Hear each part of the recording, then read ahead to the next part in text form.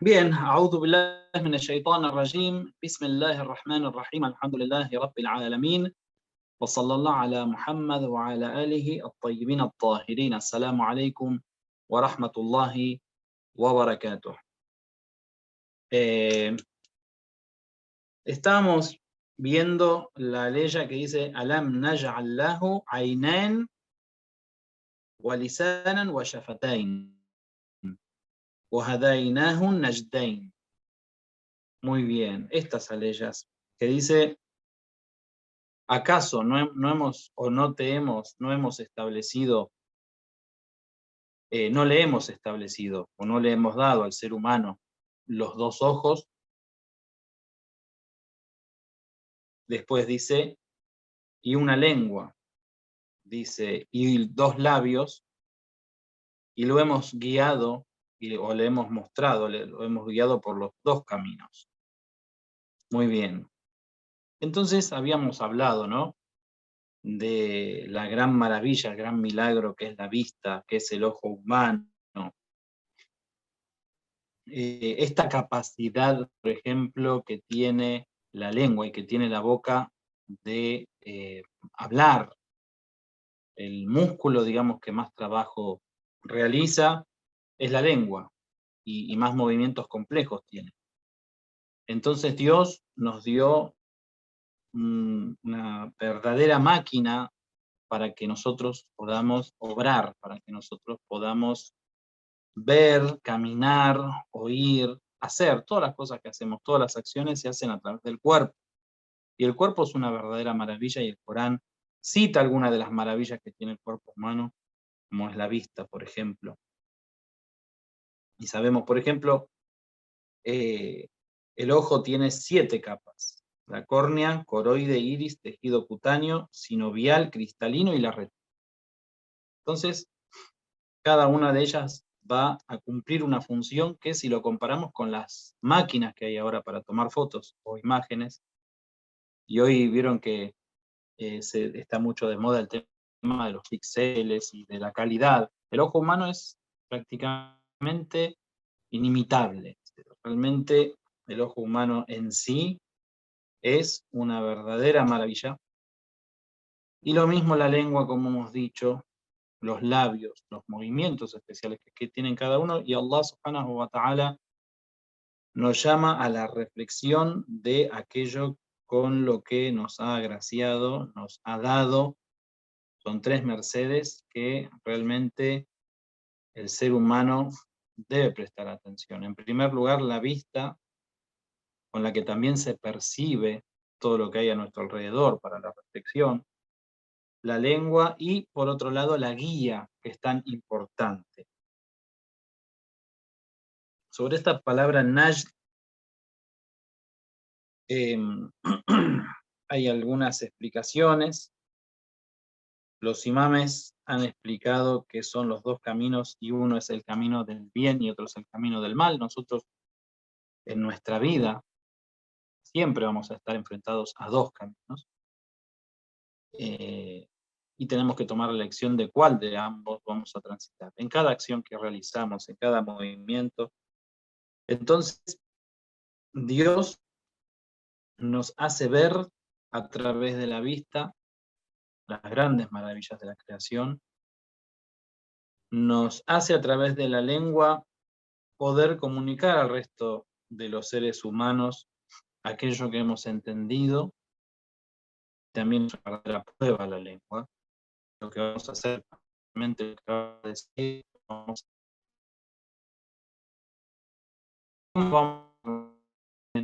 a guiar a las personas.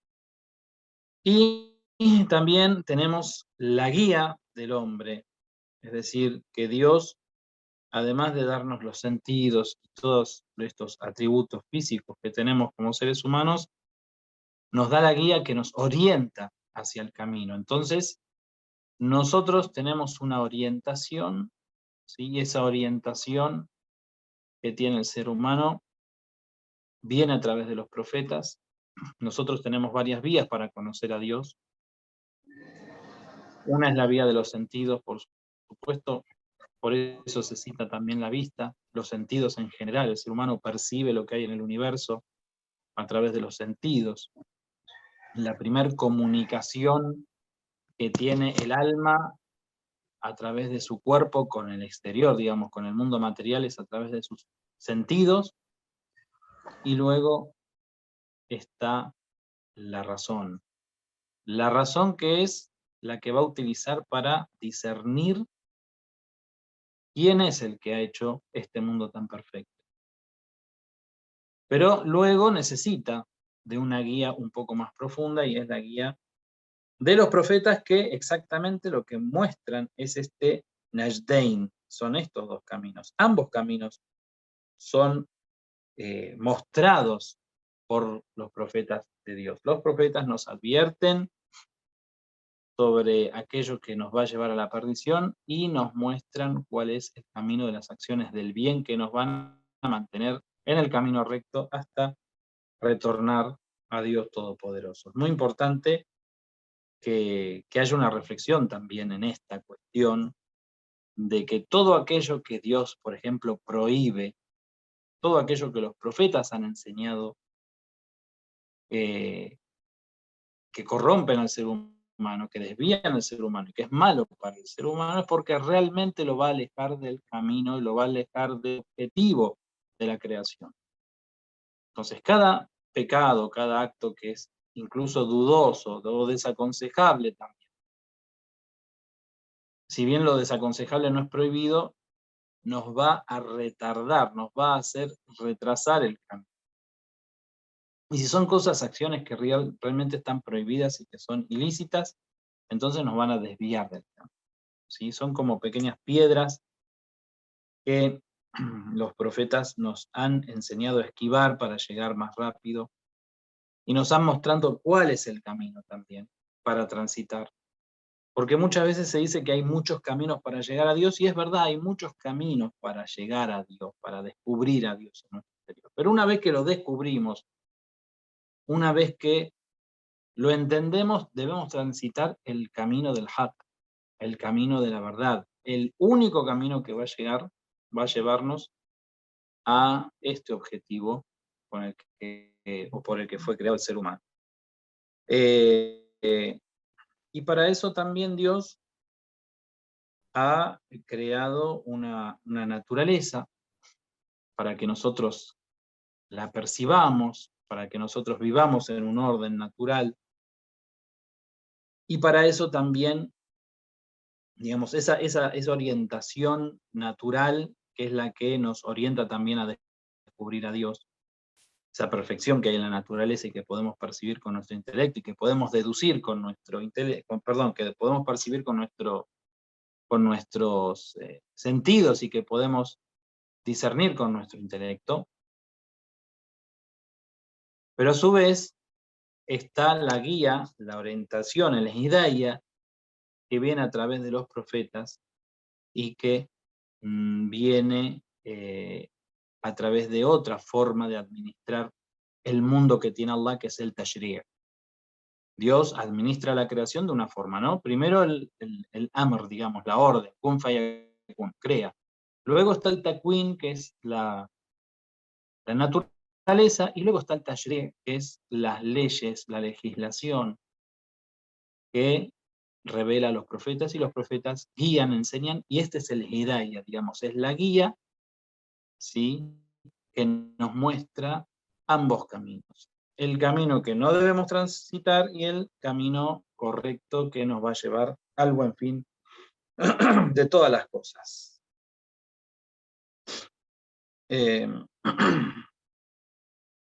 Muy bien. Y por supuesto es una decisión del hombre tomar uno de los dos caminos, ¿sí? Ellos guían y el hombre es el que elige. Hay un hadiz del profeta del Islam, del profeta Muhammad, alayhi salatu wassalamu ala alih, que dice, dice a los hijos de Adán, con él sea la paz, Dios el Altísimo. Es decir, Dios le habla a los hijos de Adán, al ser humano, y le dice de esta forma: oh hijos de Adán, si vuestra lengua quisiera obligarlos a comer lo ilícito, Sepan, pues, que eso es algo que está bajo su disposición. 2 labios tienen con qué impedirlo, se deben cerrarlos. Y si los ojos los van a llevar a hacer algo ilícito, entonces dice que le puse los párpados para que los cierre. Es decir, que si la lengua quiere decir algo que es incorrecto, por ejemplo, una mentira o hacer istigaba, hablar de otro, dice Dios le puso al hombre los labios para que los cierre. ¿Sí? Entonces, en la misma naturaleza del hombre, digamos, en la misma, en el mismo físico del hombre tenemos también signos en este sentido, para evitar los pecados, ¿no? Entonces, la lengua quiere hablar, la lengua quiere decir mentiras, la lengua quiere hacer fitna, hacer sedición entre la gente, que se peleen, hacer istigab, hablar del mal del ausente. Bueno, tiene 2 labios que Dios los puso para que cierre la lengua, o sea, calle la lengua. Y si los ojos quieren hacer algo ilícito, entonces Dios puso los párpados para que cerremos los ojos y no miremos aquello que no debemos mirar. Muy bien. Entonces, otro de los favores divinos establecidos por Dios para el ser humano justamente es el control de este tipo de mercedes. Es decir, Dios nos dio la vista, como dice allí, Dios nos dio esta capacidad de ver, nos dio 2 ojos, nos dio una lengua, nos dio los párpados, nos dio los labios, perdón, bueno, los párpados también, pero nosotros sobre esta merced también tenemos un dominio, tenemos una responsabilidad y tenemos a su vez un control. Debemos tener un control. Incluso para aquello que es lícito, para aquello que es halal, también el ser humano debe tener un control. Por ejemplo, la comida, no sé, cualquier cosa, leche o pan, ¿sí? Es lícito comerlo, pero uno debe tener un control de hasta cuánto va a comer. Con respecto a la vista, lo mismo. ¿Sí? Con respecto a la vista, es una gran bendición. Pero bueno, la persona debe emplear bien la vista. ¿Para qué la va a usar? Para estudiar, para contemplar, o por ejemplo, para mirar las cosas que no debe. Muy bien.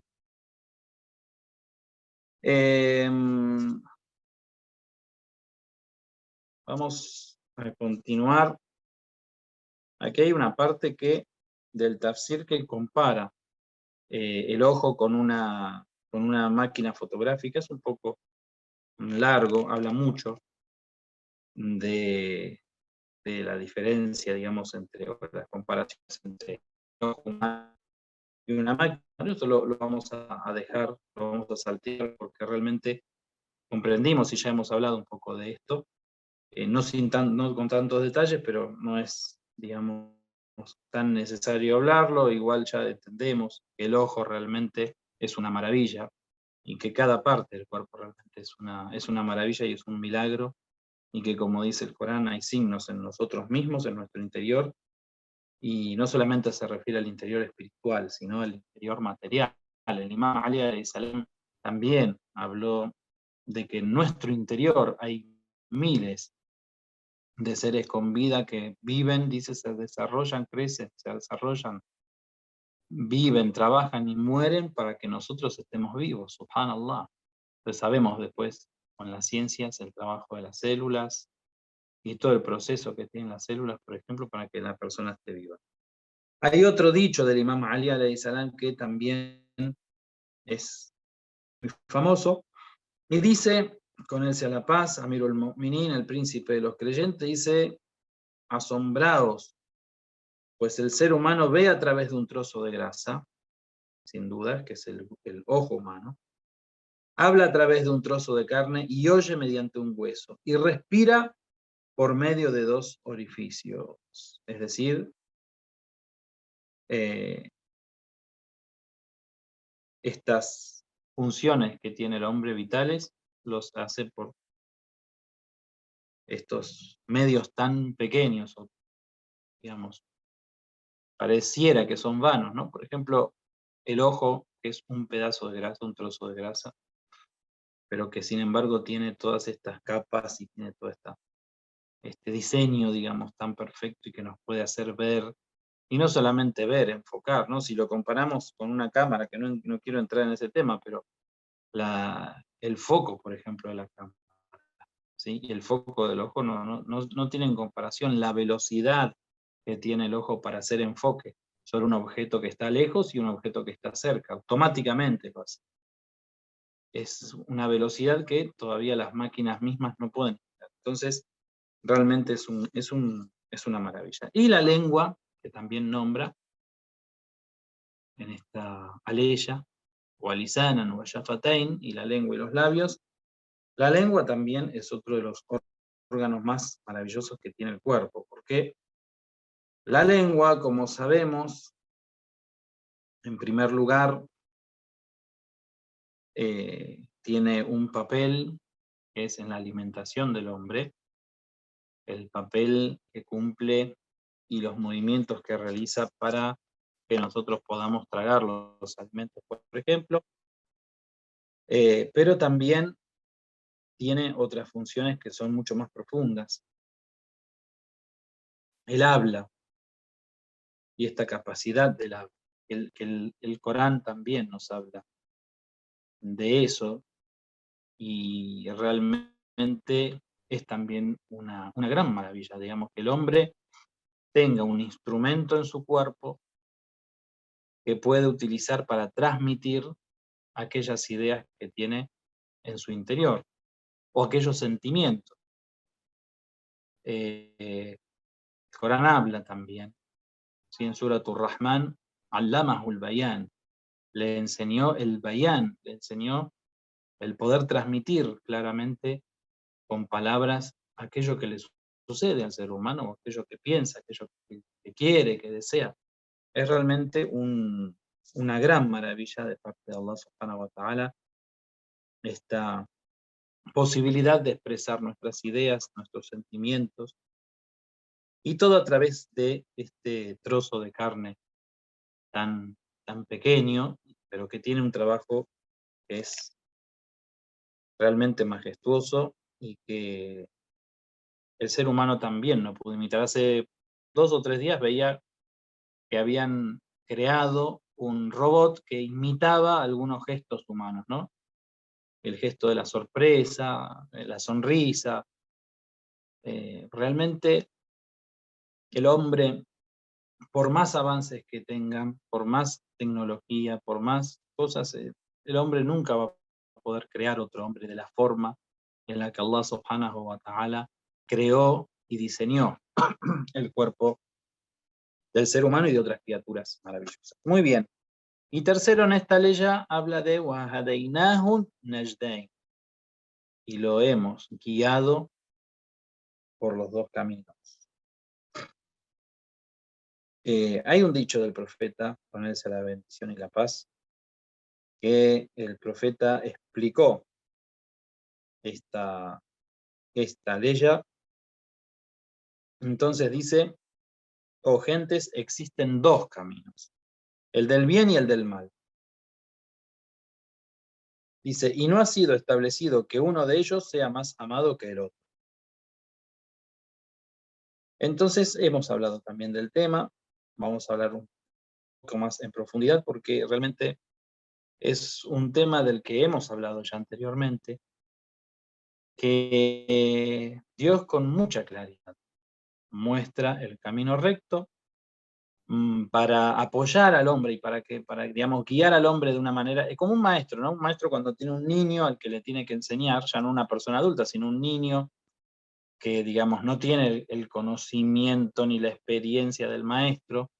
A veces cuando son dos personas adultas la relación es distinta, pero el maestro cuando tiene un niño pequeño, el que lo trata de orientar en alguna materia o en algunas enseñanzas, siempre va a poner muchas cosas a su disposición para que de alguna forma u otra entienda, comprenda y se pueda hacer de un conocimiento, ¿no? Entonces, digamos, las formas o las vías para que se llegue a un resultado, a veces pueden ser diferentes. El maestro, según lo que haya estudiado de pedagogía, la paciencia que tenga, los recursos que tenga, va a poder tener más herramientas para guiar a ese niño a comprender y entender algunas cosas, pero claramente siempre va a guiarlo hacia un camino. Digamos, el maestro va a tener un objetivo, ¿sí? Con Dios y nuestra relación con Dios es más o menos igual, es decir, Dios siempre está poniendo los medios para que nosotros podamos ser guiados, pero el camino y el objetivo es uno. No hay muchos objetivos, varios objetivos. De la misma forma, el camino que vamos a transitar también es uno. Algunos lo transitarán de una forma, otros de otra. Digamos, se le van a dar las herramientas y se le va a tener la paciencia según la persona. Nosotros, nuestra relación con Dios también es muy personal. No, digamos, no hay una generalidad en cuanto al castigo o al premio, sino que tiene que ver con la persona, con la intención, con las posibilidades, con las capacidades de cada uno. Por eso el mismo Yaumul Qiyama, el mismo día del juicio, para cada persona va a ser diferente, digamos, la vivencia que va a tener cada uno va a ser diferente. Y por ahí una persona, no sé, por decir, dio 10 pesos de sadaqa y bueno, Dios por esos 10 pesos lo premia, no sé, con un castillo de rubíes, y otro da 10 pesos de sadaqa y el premio puede ser mucho menos, puede ser, no sé, el perdón de algún pecado, ¿sí? Entonces, no se puede comparar entre una persona y otra, porque cada uno, es como dicen, cada persona es un mundo, y realmente cada persona es un mundo, tiene una vivencia y tiene una relación con Dios, y Dios conoce el interior de cada persona. Entonces va a transitar cada ser humano un camino, que es el camino de la verdad, el camino recto, de distintos tipos de formas. Pero después hay caminos que pueden desviar al hombre. Si el camino no es el camino recto, si no es el camino del haq, va a ser un camino del error y del extravío siempre, ¿sí? Y hay algunos caminos que van a desviar más que otros. Algunos es como que van dejando al hombre cerca como para que vuelva, para que se oriente y para que retome, y otros que lo van a alejar por completo. Lo más alejado al camino recto es el shirk. Lo más alejado al camino recto es que la persona asociada a Dios, según el Sagrado Corán, es lo único que Dios no perdona. También tenemos que tener cuidado con eso cuando somos creyentes que constantemente estamos asociando a Dios o poniendo algunas cosas y algunas necesidades y algunas cosas que hacemos a la par de Dios. Ese es otro tema del que ya hemos hablado, pero la persona cuando realmente cae en el desvío de la asociación a Dios, bueno, se ha alejado completamente. Y después, todo tipo de ideología, todo tipo de pensamiento, de cosmovisión, que no sea lo que enseñaron los profetas, especialmente el profeta del Islam, el profeta Muhammad, es un desvío, digamos, y no nos va a llevar, no nos va a conducir al camino recto. O sea, el hombre debe estar despierto y no perder el tiempo. Lo digo porque muchos musulmanes también a veces pierden el tiempo eh, siguiendo algunos partidos políticos o siguiendo algunas ideologías de pensamiento o algunas cosas, digamos, algunas doctrinas, cuando lo correcto es el Islam. Tenemos este ni'ma, esta merced que es el Islam, debemos transitarla, vivirla y estar en ese camino. ¿Por qué? Porque el ser humano está entre dos caminos y ha sido guiado por los dos caminos, o se le ha mostrado los dos caminos, como dice la ley número 10 de Suratul Baqarah. Entonces, eh, nosotros tenemos que prestar mucha atención. Como dijimos, para conocer estos caminos tenemos la vía, digamos, intelectual, lo que nuestra propia razón puede discernir. Tenemos la vía de la naturaleza, que nos muestra también un argumento por el orden que tiene y la perfección. Y tenemos las enseñanzas de los nobles profetas que han guiado a la humanidad. Muy bien. Entonces, el hombre, digamos, no, si bien es difícil transitar el camino, el hombre puede transitar el camino, digamos, no es algo imposible para el ser humano. El hombre se encuentra, digamos, ante una toma de decisión constante. Y en todo siempre debe transitar el camino recto. Entonces, para todo lo que el ser humano tenga delante, el ser humano debe evaluar, el musulmán, el creyente debe evaluar la forma islámica de hacer las cosas, la forma islámica de pensar, la forma islámica de tomar decisiones, la forma islámica de actuar en general. Eso es en resumen, digamos. Y así no se va a salir del camino recto. Muy bien. Y llegamos a la ley número 11, que dice, pero entonces nunca se ha puesto a subir la cuesta. Habla del hombre que es ingrato, ¿sí? El Aqaba es la gran cuesta. Entonces aquí explica lo que es este Aqaba. Dice que la gran cuesta es el conjunto de las acciones buenas. Entonces dice ponerse al servicio de las criaturas, ayudar al pobre, al indigente. Y además dice, incluye todo el conjunto de las creencias correctas y sinceras, que es lo que están señaladas en las aleyas que vienen después, ¿no? Ahora vamos a ver. Entonces, los hombres que llegan a los niveles más altos del paraíso son aquellos que hacen las cimas, también podemos decir, de las obras. ¿Y cuáles son las cimas de las obras? Son, además de las obras que son obligatorias, ¿no? Por ejemplo, una persona que reza 5 veces por día, una persona que ayuna en el mes de Ramadán, una persona que paga el zakat, una persona que, si tiene las posibilidades, va a hacer el hajj, la peregrinación, que ordena el bien, que prohíbe el mal. Una persona que está cumpliendo con Dios, ¿sí? Está cumpliendo con Dios, es una persona del paraíso, es una persona que tiene su lugar en el paraíso. Una vez un hombre se encontró con el profeta, un beduino, y esto también tiene que ver mucho con las capacidades de cada persona, ¿no? Que a veces escuchamos o leemos hadices que nos alientan a hacer muchas obras buenas, pero este hombre le dijo al profeta, mire, yo quiero tener un lugar en el paraíso. Y el profeta, sabiendo con quién hablaba, sabiendo el nivel de esta persona y sabiendo que quizá le costaba mucho hacer distintos tipos de acciones, el profeta le hizo unas preguntas, le dice, ¿usted reza? Dice, sí, yo los 5 rezos los hago. Muy bien. ¿Usted ayuna en el mes de Ramadán? Sí. ¿Hizo el hajj? Sí, hizo el hajj. Dice, ¿paga el zakat? Sí, pago el zakat. Dice, bueno, manténgase así. Si usted se mantiene así, dice, va a entrar al paraíso.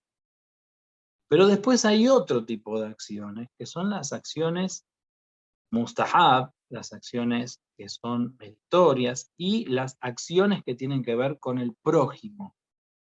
Más allá del zakat, que también es una forma de purificar nuestro dinero y que cae en manos de los pobres, ¿no? Estamos hablando de la sadaqa, que no es obligatoria, de la limosna, digamos, que no es obligatoria. Estamos hablando de ayudar al prójimo y de dar la vida por el prójimo, de las personas que sacrifican incluso su vida por el bien de la comunidad, por el bien social, aquellos que hacen por la humanidad, aquellos que... Estas son las cimas de las obras, y estos que realizan estas obras son los siervos justos de Dios, aquellos que no solamente contentaban a Dios con hacer lo que Dios nos obligó, digamos, nos impuso, y abstenerse de lo que Dios prohibió, sino que además hacen por los demás, Señor. Viven por los demás y tienen una necesidad ferviente por hacer el bien. Esto es también muy importante. Y una de las grandes recetas también para encontrar un lugar elevado en el paraíso, digamos, para obtener la satisfacción divina, es hacer por los demás, sin dejar de lado siempre lo que es obligatorio, por supuesto. Muy bien. Entonces, aquí explico un poco más sobre esta palabra aqab. Dice que digamos, lo que significa ayudar al prójimo también es una forma de luchar contra los tagut, digamos, contra los falsos ídolos, contra los falsos caminos, las falsas ideologías, las injusticias sociales, ¿no? La persona cuando hace algo por el bien social, cuando por ejemplo libera a los esclavos, cuando le da alimento al hambriento, cuando educa a los desposeídos que por ejemplo no pueden ir a una escuela, no pueden pagar una universidad, la persona, digamos, enseña a otros, bueno, estas personas realmente, además de estar haciendo un bien, están luchando contra justamente el camino que no es el camino recto. Porque el camino recto es muy completo y en el mismo camino recto también está comprendido que todos los seres humanos deben tener la alimentación, la educación, etc. Entonces las personas que realmente hacen estas grandes obras, Aqaba, entonces son digamos, de otra categoría. Y aquellos que no suben, ¿sí?, por esta cuesta, digamos, aquellos que son incapaces de sacrificar por los demás, bueno, estos son los que pierden. El profeta del Islam dijo, por cierto, que existe frente a vosotros una cuesta difícil de atravesar. Es una aqaba, pero difícil de atravesar. Y no podrán hacerlo quienes lleven una carga pesada. Como cuando queremos subir una montaña, si vamos a ir con una pesada, no vamos a poder subirla. Dice, mi más ferviente anhelo es hacérsela lo más liviana posible. Entonces, ¿qué significa esto? Significa que el hombre debe cargar la mochila para el otro mundo, y la mejor forma es vaciando la mochila de este mundo, dando, entregando, no acumulando. Todo lo que haga en este mundo por el prójimo, todo el sacrificio que haga, todas las ayudas que dé son una carga para la mochila en el otro. Y en este mundo va a subir esa cuesta, digamos, en forma liviana. Cuanto menos tiene, menos explicaciones también tiene para dar, ¿no? Hay también un dicho que indica que de todos los profetas, el profeta que más tiempo va a estar el día del juicio dando sus explicaciones, digamos, rindiendo cuentas, va a ser el profeta Suleimán, alayhi salam. ¿Por qué? Porque era un profeta que tenía un gran poder, un gran dominio, un palacio grande, digamos.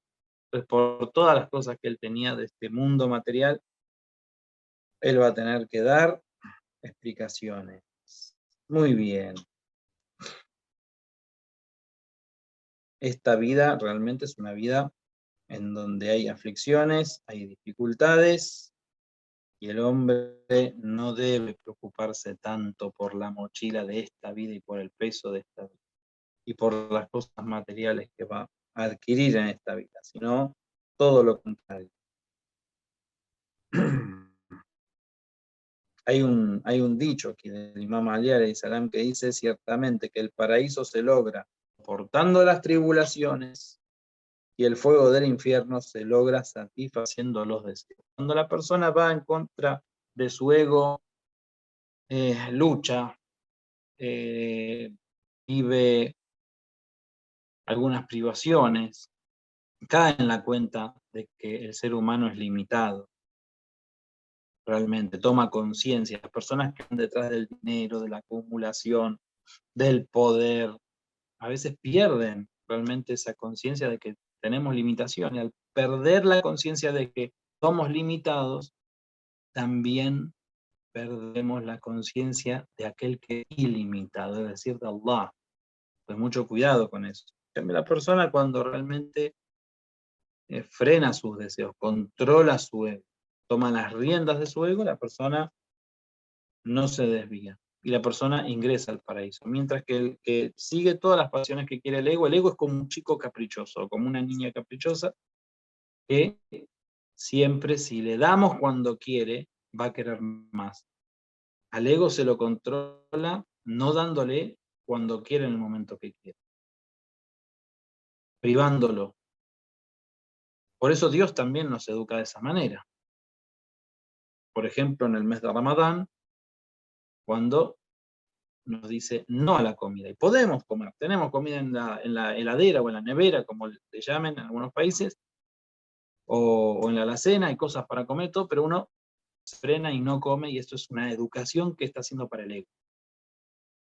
Entonces, cuando nuestro ego se pone en caprichoso, digamos, y empieza a patalear y a llorar que quiere algo, y nosotros corriendo vamos a satisfacer ese deseo del ego, entonces poco a poco vamos a caer, digamos, a merced de ese ego y nos va a llevar al infierno. No hay otra, digamos. El ser humano debe tener una fuerte, digamos, un fuerte control. La ley siguiente, entonces, continúa haciendo mención sobre la palabra Aqaba, وَمَا أَدْرَاكَ مَا الْعَقَبَةُ, y qué te hará entender lo que es esta cuesta. Y como sabemos, esto significa que se está haciendo un énfasis. Muy bien. Entonces aquí también dice que esta palabra Aqaba, dice aquí mismo, lo que asegura, dice que son aquellos que poseen la fe, que tienen un buen comportamiento, que son los que convocan a tener paciencia, a ser humildes, los que hacen las acciones del bien, por ejemplo, liberar a los esclavos, alimentar a los pobres, a los huérfanos. Entonces dice, todos estos pasos los van a conducir a una buena fe, a una buena moral y a una buena práctica. Con respecto a la práctica es la que nos va a también dar una buena fe. La práctica significa el sometimiento a Dios, es decir, practicar lo que Dios nos hace practicar. También es una forma de educar al ego, por supuesto. Y es a través de la práctica donde el hombre termina humillándose, comprendiendo sus limitaciones y a su vez se entrega, se humilla a Dios Todopoderoso. Entonces, por eso Dios también en las prácticas que nos ha impuesto como seres humanos durante todo el día ha sido tan rígido, ¿no? 5 veces por día hay que rezar. Bueno, la persona sabe que va a rezar porque en ese momento se está humillando ante Dios, está sometiendo ante Dios, y entonces va conociendo de esa forma a su Señor, a través de la práctica, a través de suyud, a través de intimar con Dios en el momento del suyud, hablar, hacer la súplica. Empieza a comprender, digamos, puede mirar hacia adentro. El momento más íntimo que se está con Dios es en el suyud. La persona está totalmente entregada a Dios, totalmente humillada ante la grandeza divina y con la frente ni más ni menos pegada al suelo, pensando, reflexionando, hablando, llorando. Entonces ese es el momento muy importante que tenemos en el día. Y aquí donde estamos, bien, وَمَا أَدْرَاكَ مَا الْعَقَبَةُ فَكُّ رَقَبَةٍ. Bueno, vamos a... ¿Qué hora es? ¿Cuánto hicimos de Castillo? Porque realmente no lo quiero cansar y el tema se va haciendo largo. Unos minutos más. 40 minutos de clase está bien. Entonces, que estoy acá perdido. Muy bien. Muy bien. Bueno, Entonces, para cerrar esta cuestión, digamos, Dios Todopoderoso, entonces, para decirlo de otra forma, pone a las personas en estos dos caminos también. El camino del bien, el camino de la verdad, el camino del sacrificio, y por el otro, el camino de la falsedad, del desvío y sobre todo del no sacrificio, digamos, el camino del bujul. ¿El bujul qué es? El bujul es la avaricia, la tacañería. La tacañería no es solamente con el dinero, la tacañería es la persona que no puede realizar el bien, ¿sí? No puede, digamos, realizar las buenas acciones para con los demás. Todo lo ve como un gasto, como una pérdida. Y eso también nos va a desviar.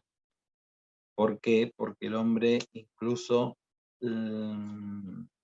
va a ver que si, por ejemplo, da algo, no lo está dando en el camino de Dios, o no cree que lo está dando en el camino de Dios, por lo tanto no da los frutos de Dios, ¿sí? No se aplica la matemática divina, ¿no? Entonces las personas se ven perdidas, digamos, en ese sentido, de tener una merma en dar. Cuando esto está conectado con Dios es todo lo contrario, ¿no? Entonces esto tiene baraka y va a hacer que el ser humano también, esta baraka, digamos, incluya al paraíso, inshallah. Muy bien, creo que por acá, hasta acá está bien para no aburrir a los hermanos. Inshallah, la próxima clase continuamos con estas aleyas, con esta misma parte, ¿sí? Y si Dios quiere, inshallah, vamos a ver un poquito más de esta aleya y vamos a ver por Aqaba qué significa. Está relacionado con la ley anterior, este por Aqaba. Y si Dios quiere, yo creo que en dos clases más, entre una y dos clases más, terminamos Suratul Balad y comenzamos con la sura número 89, inshallah. Walhamdulillahi Rabbil Alamin. Wassalamu alaikum wa rahmatullahi wa barakatuh. Que tengan éxito, inshallah. Que en este fin, ya que nos estamos acercando, ya estamos en el mes de diciembre, en este fin de este 2021, inshallah, que estén bien, que tengan bendiciones de parte de Dios, que puedan, si Dios quiere, en sus países, en sus ciudades, estar libres del coronavirus, que poco a poco ya, inshallah, todo se libere como para que puedan trabajar, estudiar, compartir en los centros islámicos y sobre todo, digamos, una vez que tuvimos esta experiencia del encierro, del estar alejados de nuestras familias, de nuestros amigos, valorar un poco más esa bendición de poder vivir libres, ¿no? De poder ir a la casa de un abuelo, de un tío, de un amigo y compartir, sobre todo, compartir que es tan importante. Creo que nos enseñó y nos educó mucho esta pandemia a valorar esas cosas. Inshallah que estemos despiertos y que continuemos en ese estado, inshallah.